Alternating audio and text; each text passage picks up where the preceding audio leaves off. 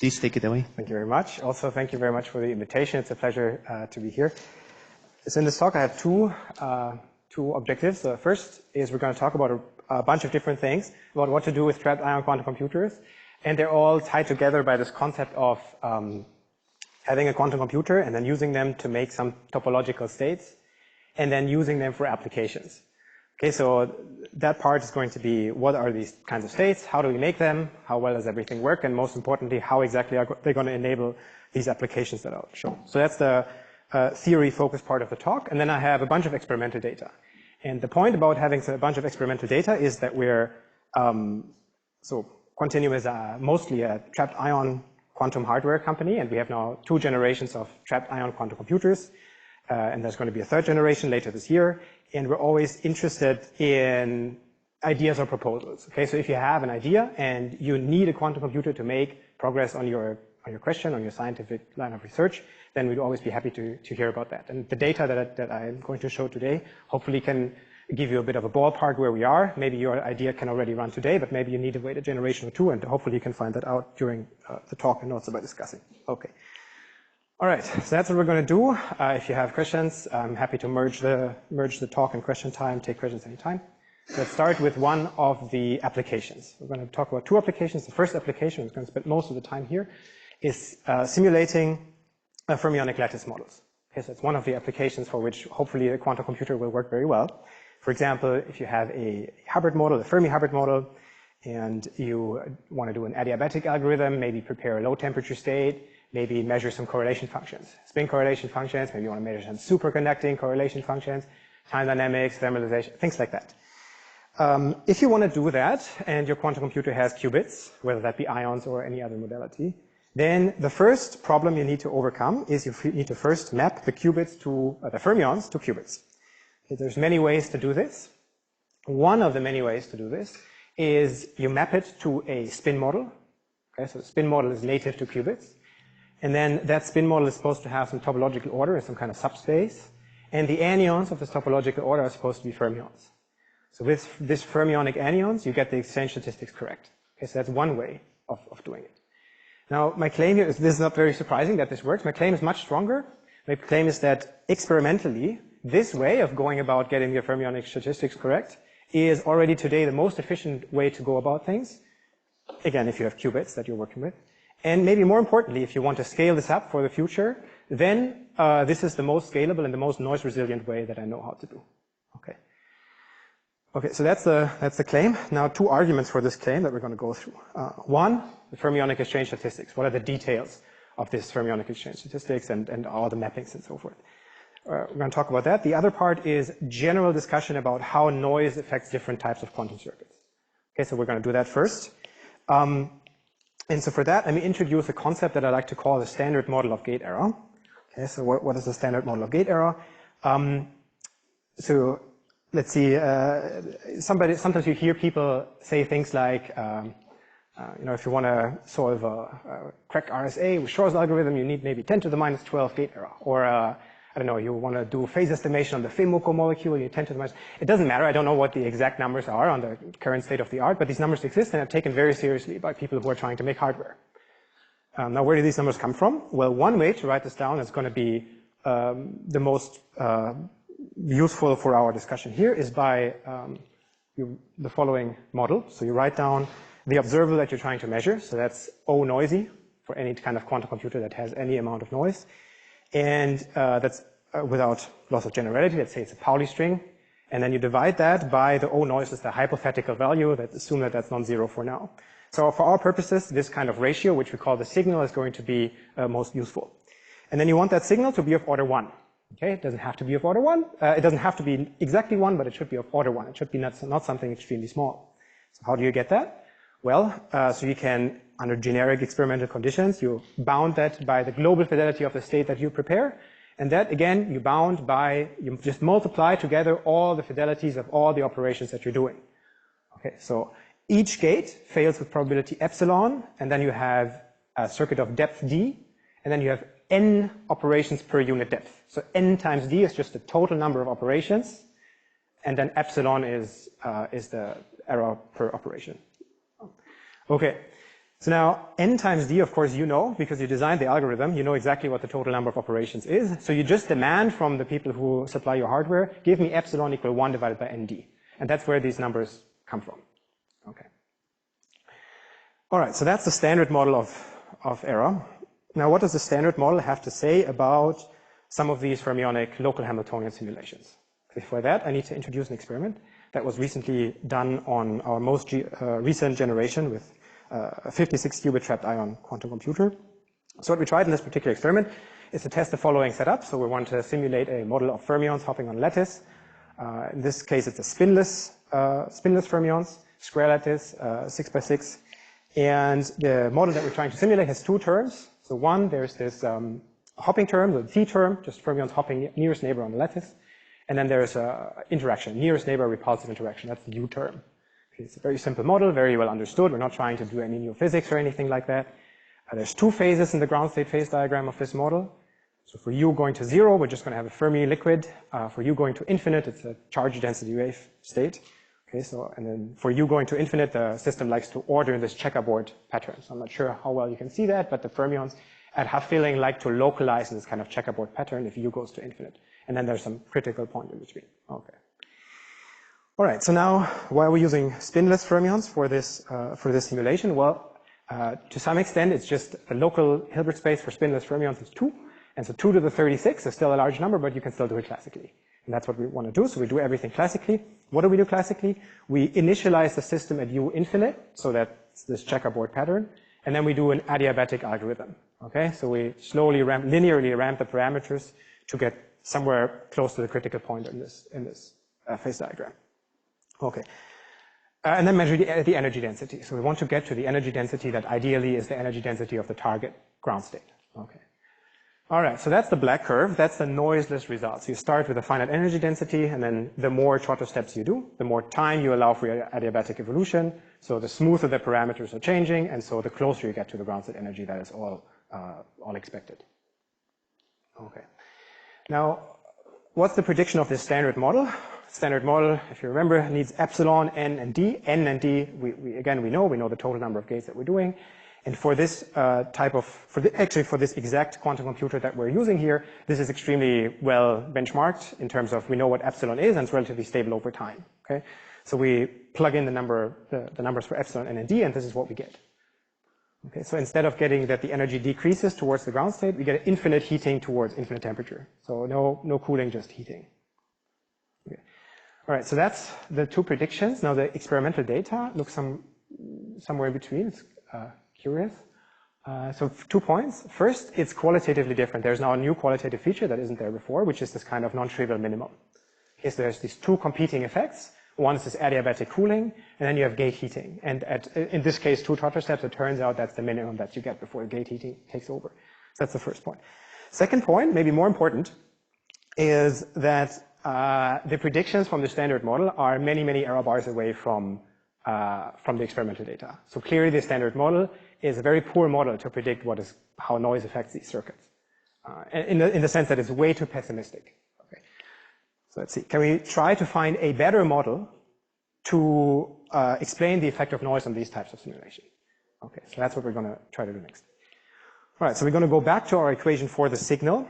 Okay, and we're going to introduce a new parameter, a new ad hoc parameter that initially we don't know what it is. Okay, so instead of writing epsilon n and d in the exponent, we're going to write epsilon chi d. Okay, so chi is now some parameter that measures the sensitivity of this particular observable to noise, and we can take this equation as a definition for chi. Okay, so that's how we define chi, and now. Can we find some data? Can we make some observations about what chi is in practice? Okay, so we can do, yes, go ahead. Sorry, before you keep moving on. So is epsilon like very well known in the models? Like, what does epsilon mean if you're no longer using this formula like epsilon? Yeah, so it means the same thing. It means the error per operation, per 2 qubit gates in our case. Yeah, so that's how I define it. It's actually, because it's in the exponent, it's actually the logarithm of that, actually. Yeah, but it means the same thing as it meant in the standard model equation I wrote before. Yeah, it's basically a 2 qubit gate error. Yeah. am I expecting chi here to depend on the poly weight of this operator? Ah, yes. Okay, so that would have been the next slide. Okay. All right. Okay. So, any other question or okay. Yeah.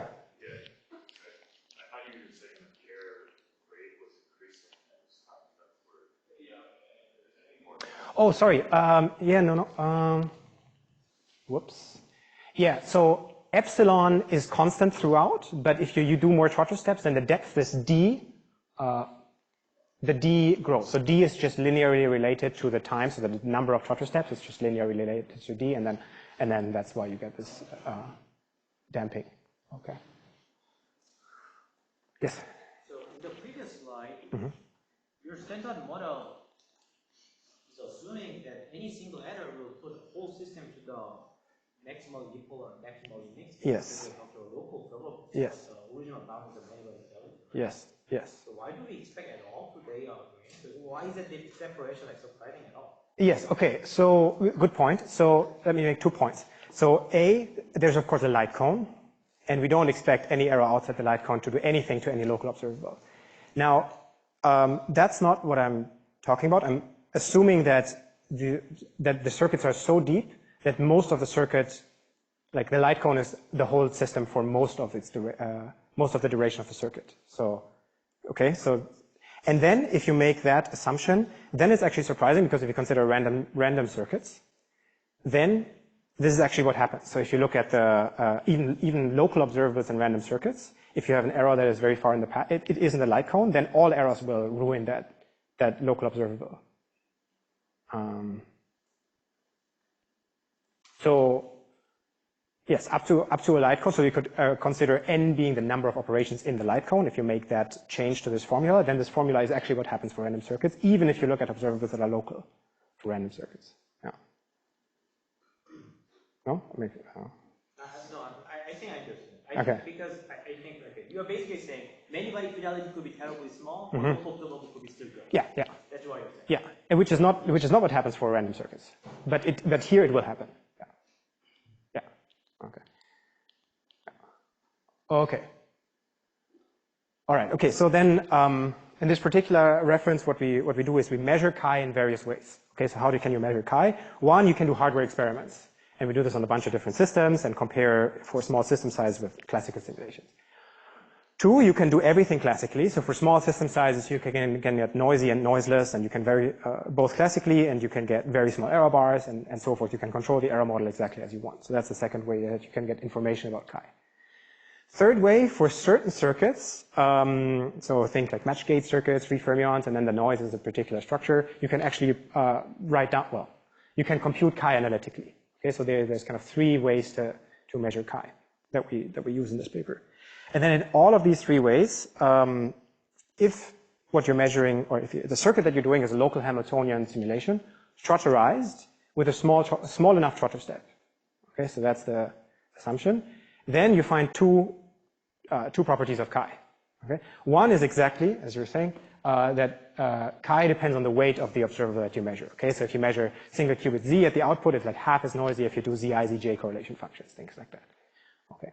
But maybe the more surprising thing is that in all of the scenarios that we studied, chi is actually always independent of system size. So the O1 is with respect to the system size. So in all the systems that we study, there's some finite size effects, and then it saturates at some finite value, oscillates around some finite value. Okay, and this is completely different from what happens in random circuits. Okay, so let me make 2 comments about this. And okay, so that's why we call this the dilution of error, because this is in random circuits, errors propagate, so any error can ruin your computation. For local Hamiltonian simulation, again, if trotter steps are small, Hamiltonians are local, observables are local, then the errors dilute. An error that occurs very far in the past has kind of a 1/n effect, and that's why we call this the dilution of error. Okay. Now, 2 comments, I promised. One is the level of rigor behind this observation. So this is all observation. We have no proof. Okay, so I can't, if you have a circuit, I can give you my intuition of what's going to happen, but I cannot prove to you whether you can profit from this dilution of error business. Okay, That said, we have some ideas about the mechanism that can be behind this, which I'm happy to go into detail if you ask me to. And also, I guess, intuitively, it makes sense if you think about some of the experiments in analog simulators, the way that they're doing things. Even going back many years, if you have hundreds or thousands of particles, the many-body fidelity is typically horrible, but still you get reasonably good local observables. So it's not super surprising. Okay, that said, even if there is no proof, you can still use this observation to guide the experimental design. If you have an experiment and you're trying to measure something, and you have two ways of going about it, one with large chi, one with small chi, well, you should go for the one with the small chi. Okay? And so for this fermionic simulations, this is exactly what's going to happen. Okay? All right. Okay. So let's go back to this experiment and look at the different types of observables that we measure. So if you remember, we do this adiabatic algorithm, we measure the energy density. The energy density has two contributions, one from this interaction, one from this hopping term, the kinetic energy. Okay, so let's look at, in particular, the kinetic energy term and filter by the weight of the observables. Error bars are a bit large here, but the larger weight operators, so x-axis the weight of the operator versus y-axis the amount of noise that we get, the larger operators are more susceptible to noise. So why are some operators larger than others? Well, some of these operators are adjacent on this Jordan-Wigner ordering that we chose in this experiment. Remember, we had to do something to map the fermions to qubits. Here, this is the Jordan-Wigner ordering. And if the fermions are adjacent on this ordering, then you get a small qubit operator. Otherwise, you get a large qubit operator. And the large ones are the ones that carry the most noise. Okay. All right. Okay, so then the question is, for the future, can we in some way get rid of these large weight operators? Can we do things in a more effective way? Okay. Well, why do we need these large weight operators to begin with? We need the large weight operators, these Jordan-Wigner strings. We need them to fix the fermionic anti-commutation relations. Okay, so maybe one of the best ways to write down these fermionic anti-commutation relations is the following. So you take just Majorana bilinears. So everything that we're going to do, you can write in terms of Majorana bilinears. It's the cleanest way to talk about this. And then the rules of the game are as follows. So you have these bilinears that you want to have in your Hamiltonian. And then if these bilinears share one site, then they should anti-commute and otherwise commute. Okay, so now you need to find some qubit operators that do the same thing. And the way that Jordan-Wigner does this thing is it maps the hopping Majorana bilinear to xy, xj, yk, and the on-site density operator gamma gamma bar to a Pauli Z. And then all of these three, the two hoppings and the on-site, they all anti-commute because one has a y, one has a z, one has an x. Okay, so that's very simple. Of course, the problem in this whole strategy comes when you try to introduce a junction. Now you want to get another local operator that anti-commutes locally with x, anti-commutes locally with y, locally anti-commutes with z. And of course, there's no such thing. And that's why in the Jordan-Wigner encoding, you have to do these long-range strings to kind of fix the anti-commutation kind of by hand. Okay, so that's why you need it, because there's no way to do it locally. Okay. Now, is there a way to do this locally in a different way? Okay, the answer turns out to be yes. And how do you do it? Well, you introduce an ancilla qubit. Okay, so now you have the hopping operators that are adjacent in the junction. You just multiply them with some action on the ancilla in such a way that they anti-commute on the ancilla if they don't already fulfill the commutation relations that you want. Okay.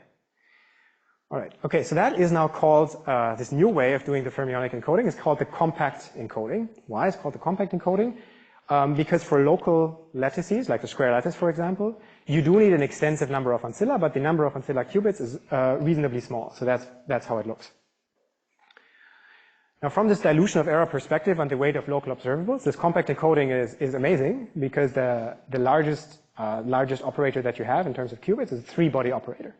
You never have anything more than 3-body independent of system size. So it's going to be very efficient in terms of all this noise resilience issues that I discussed before. There's one catch for this compact encoding, which is the following. Now you have a mismatch of Hilbert space. Okay. Before, for the fermions, you had a 2 to the n Hilbert space, and now you have a much larger Hilbert space. So what part of the Hilbert space do you want? Like what does it mean to have these larger Hilbert space? Okay. So let's look at a single fermion that hops around the lattice, and let's say it hops around this plaquette in this particular way. And so this is now an operator that is a non-trivial, this is a non-trivial operator on the ancilla. So this is different from the Jordan-Wigner, where this would be identity. Here it's a non-trivial operator. Okay, and this operator clearly has two possible eigenvalues that it can have. It can be +1 or it can be -1. Okay, so now if you have a fermion that hops around the plaquette, and there's two options. So it can either, the wave function can go back to itself, or it can pick up a -1. Now physically, what does it mean for if the fermion goes around the plaquette and picks up a -1? It's a charged particle going around, in an enclosed space. I mean, you know exactly what this means. It's just like around Bohm effect, right? So what this means is that there is a pi flux through this plaquette. If the -1 means that there is a pi flux through this plaquette. Okay. And that's exactly where the Hilbert space goes. So this compact encoding doesn't just encode the kind of the vanilla fermionic model. It encodes many copies of the model with different flux configurations. Some will have fluxes at certain positions, others at other positions. And now that's a problem in the sense that in quantum simulation, typically what you want is the flux-free sector. You want uniform, no flux everywhere. But you have to tell the compact encoding that that's what you want. Otherwise, it's not going to give you that. So you need, for all these non-trivial plaquettes, you need all of them to be +1. And so there's two types of operators. One is x to the 4, one is z to the 4. And so, what state do you need to make in order to have all of that equal to +1? It's exactly a toric code state. Okay, so then putting everything together, we make this toric code state, tell the compact encoding, we want the flux-free sector, we do this adiabatic evolution, yada, yada, yada. Measure the energy. Energy density, start on a 4x4 system.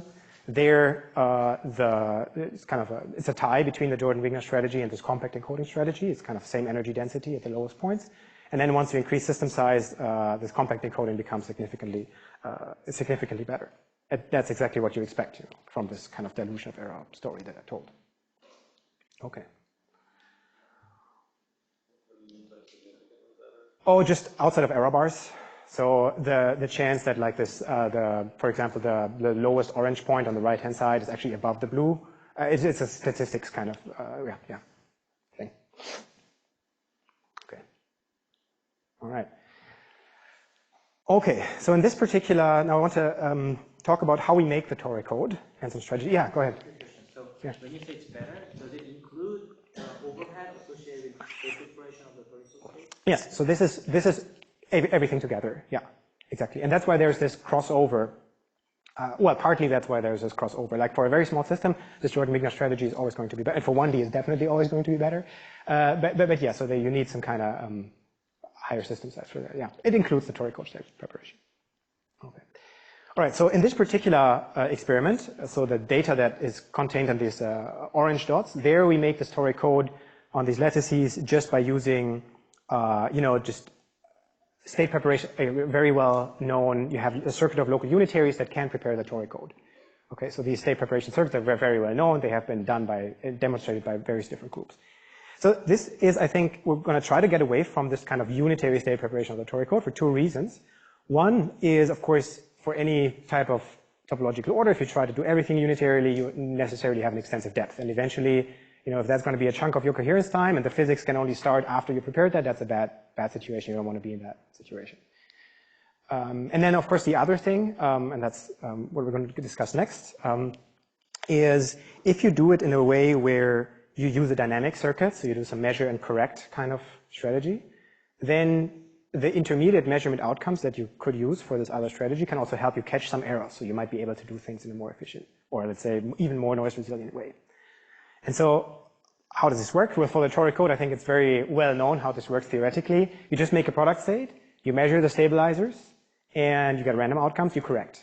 And I mean, for the toric code, I don't have to go through this. I think it's very well known how to do that. Okay. Now, theoretically, this kind of measure and correct strategy is very appealing for these reasons that I mentioned, but experimentally, it's actually kind of challenging. Why is it challenging? Well, it's relatively simple to just measure all the qubits at the end of your computation, just collapse everything.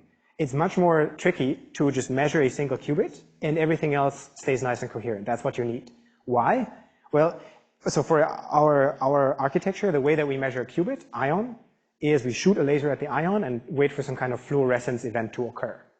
Okay. Now, if you're not careful, that laser can scatter to other ions, and then you measure inadvertently some of the other ions, maybe all the ions. And of course, if you have that being a significant source of error, then this kind of strategy can never work.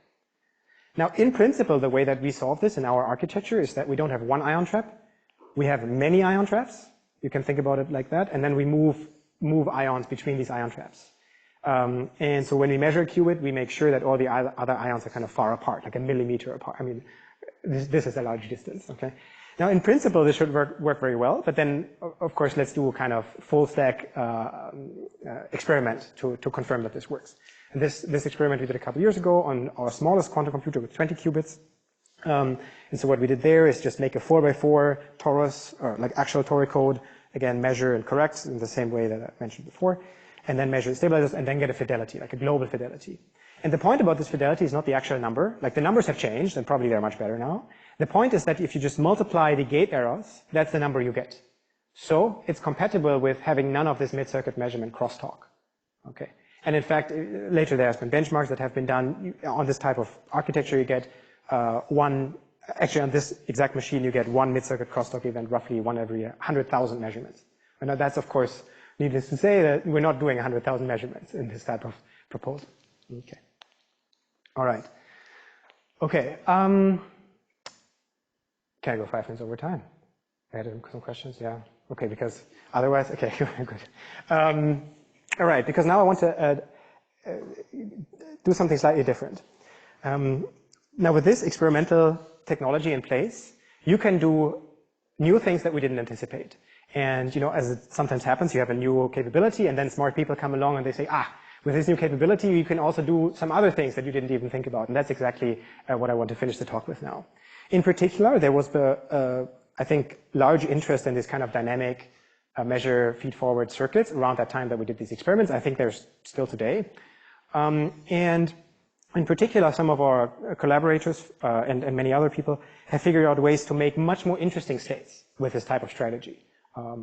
Not just the toric code, but some states that we're going to discuss in a second. Okay.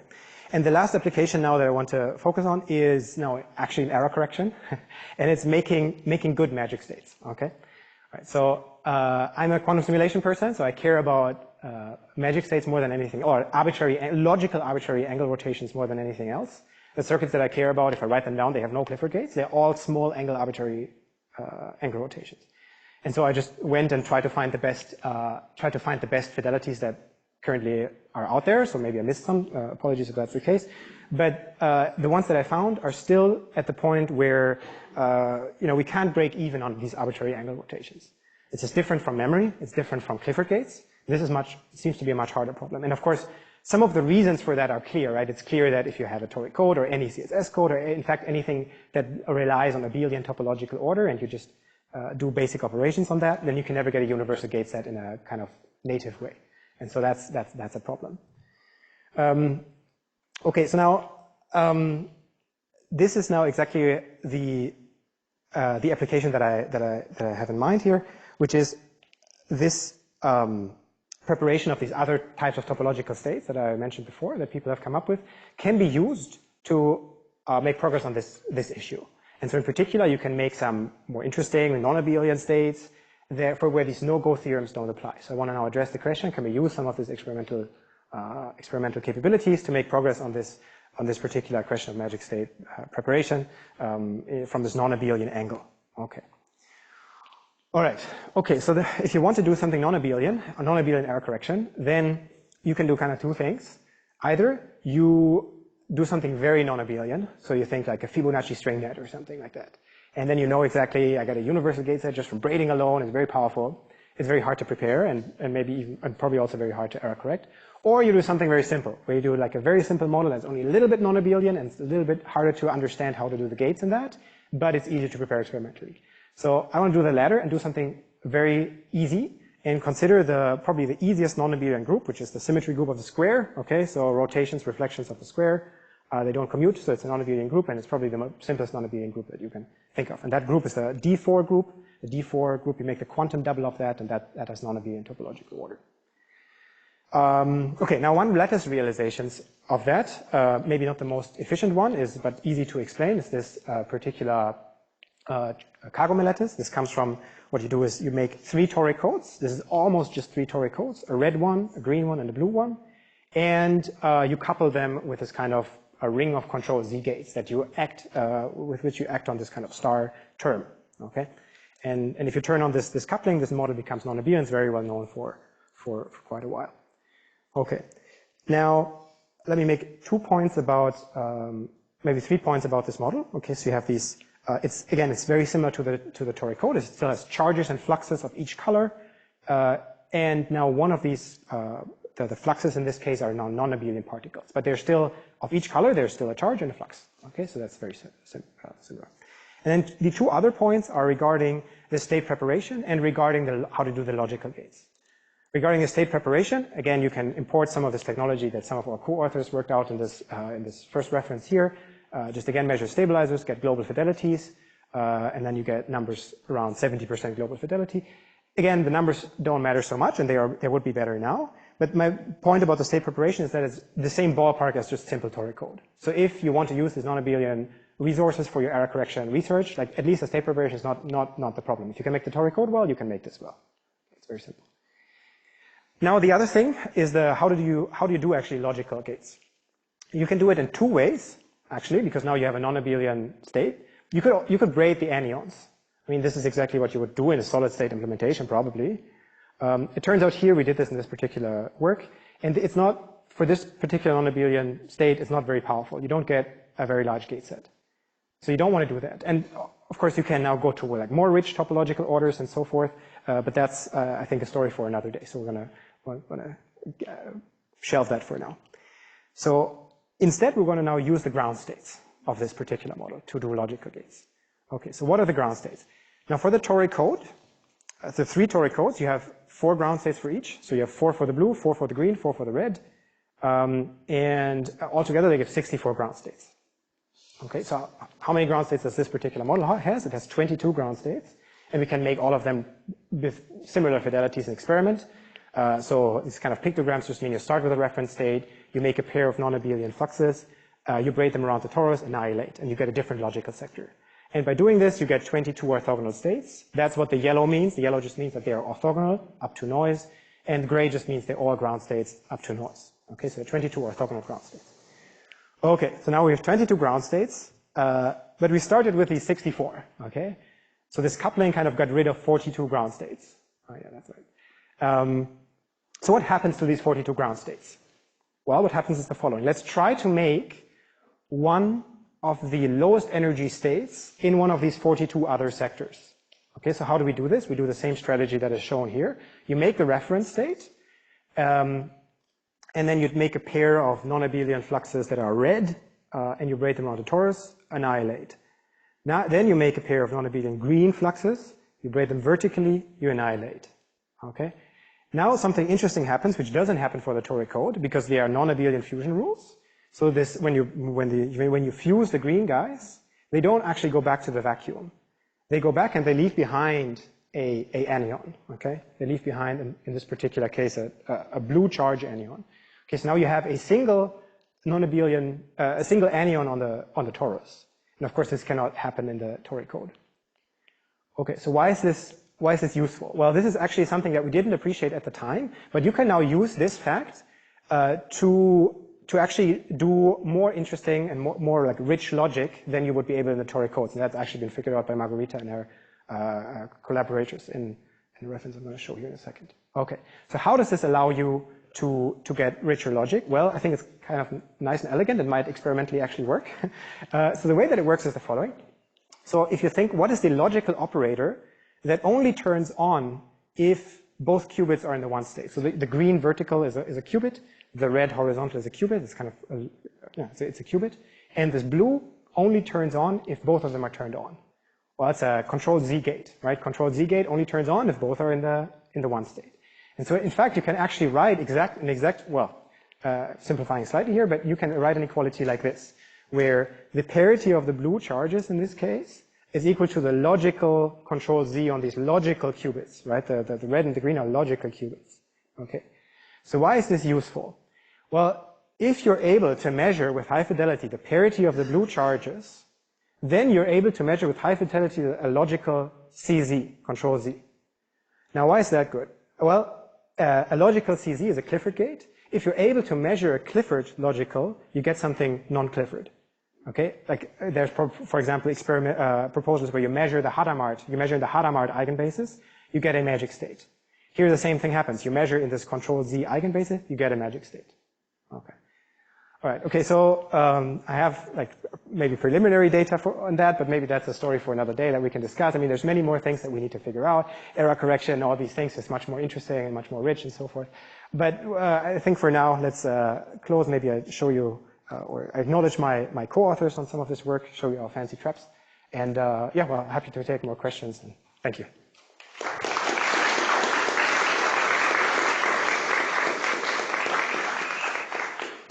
Thank you, Henrik, for a very nice talk. Any questions?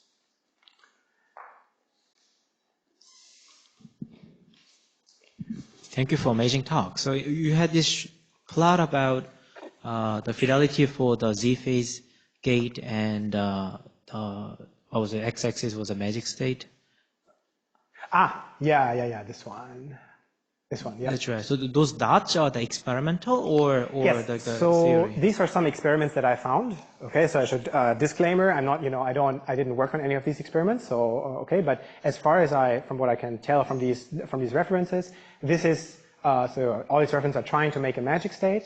Then I'm assuming that you need so from one magic state gives you one T gate. Then I'm assuming that you need 30 T gates to get an arbitrary angle, which of course, maybe you don't need 30, but you need a little bit less maybe. And then I compare the resulting fidelity on the ZZ phase with what we have currently in our just physical trap. Yeah, so that's how this plot works. So dots are experiment, and what is this blue line? Oh, that is just basically assuming 30 T gates. You just multiply, you just take that to the 30th power, I suppose. Is that what I'm doing here? Yeah. It's like, how does the magic state, yeah, if you have one T gate with this fidelity, what fidelity do you get on the arbitrary angle? Yeah, so it's just, I think it's just taken to the 30, yeah. Thank you. Yeah.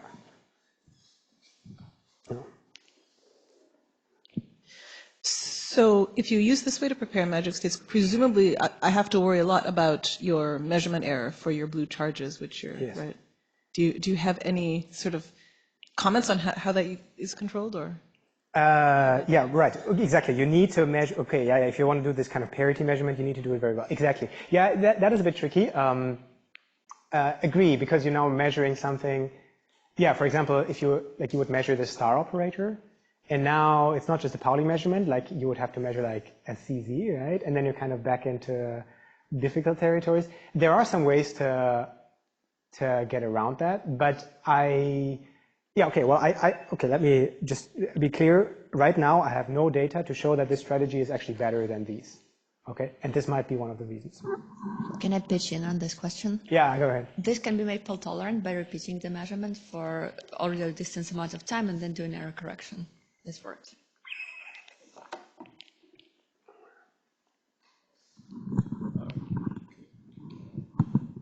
Can I ask a question about the compact encoding? Sure, go back. My understanding of this is you are just coupling a fermion to a gauge field that makes everything bosonic. And naively, I would thought you would need to introduce ancilla for every link, but it seems that you only introduce like n/2 number of ancillas. Is this a trick that works? How general is this trick, and does it work for any lattice? Yeah, so it works for many lattices. Just because I tried, it works. Where you always put the ancilla on some kind of plaquettes, and then the ancilla kind of just fixes the anti-commutation on like the links around the plaquette. So it's really like the way to come up with this actually more generally is you just look at these anti-commutation relations. Like the trick is, I think you only need certain bilinears, right? Like that's why it only works on lattices. That's the first thing. So you take all the bilinears that you actually need in your Hamiltonian, and you could even try brute force, right? It's kind of like for every bilinear, I by brute force assign some kind of Pauli string or something. I mean, so I don't know if there's a nice like physical intuition behind that. I'm not sure. So if you have next nearest neighbor hopping, say in the Fermion model, maybe this doesn't work. Is that what you mean? Yeah. Well, okay. So it would be higher weight. So in the compact encoding, you can do next nearest neighbor. But it would become, so it's actually quite interesting. So next nearest neighbor across a plaquette is kind of like XZX. in this case. But if it's around one of these other plaquettes, then it becomes like a 5-body operator and so forth, and then you're back into high weight territory. Like it does work. Like because you can multiply the bilinears. That's kind of the point. So that because you can see the next generation layer hopping as a multiplication of 2 bilinears, and you multiply the qubits, Pauli's. Yeah. Okay. Yeah.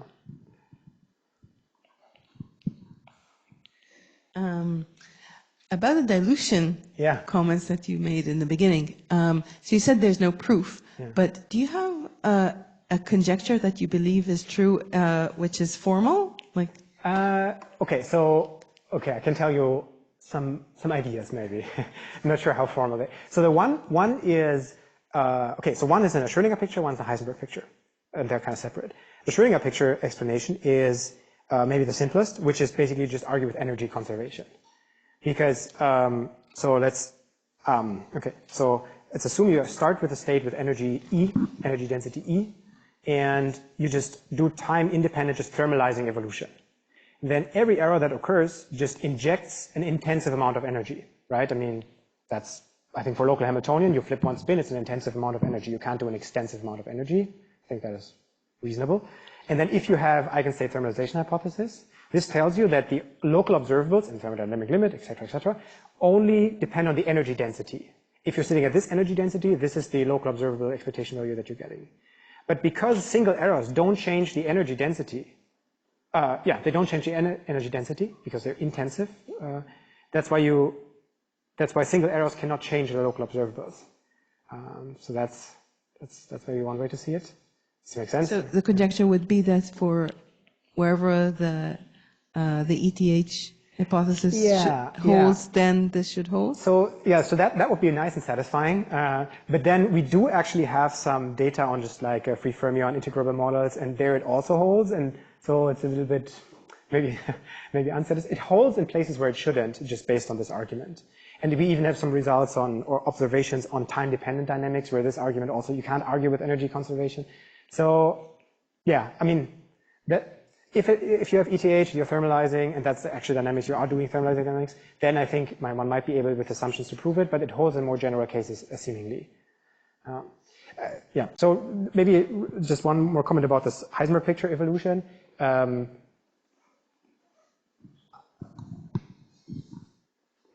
maybe you could talk about that one offline. I don't know how to phrase that in a kind of concise way. I love that. Yeah. Actually, I was going to ask basically the same question of like how much this dilution depends on the properties of the circuit, like conservation laws. Mm-hmm. But you're saying that even if you break energy conservation, if I just have like a circuit which is take a generic gate, non-random, but pretty generic, and make a circuit out of that, seems like it works. Yeah, I mean, okay, so I have only like the worst circuits I've seen this in is if you have time-dependent Hamiltonian.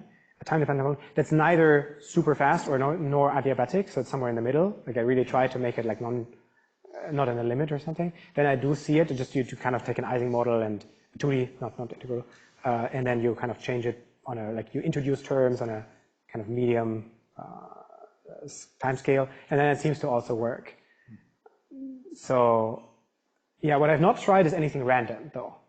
So I've not tried small, like close to identity random gates. This I have not tried. It could work. Not sure. Yeah. I guess I was wondering, what if it's not even close to the identity, but not random, it's just some fixed gate, but you make a circuit. Exactly. So I always have some Ising model, XY model, hybrid model. That's always free. So I always have like kind of a condensed matter, like these are the terms, and I turn them off. And so I never thought about this in kind of random circuit land. Yeah. Okay, I guess the time's up, so let's thank Henrik again.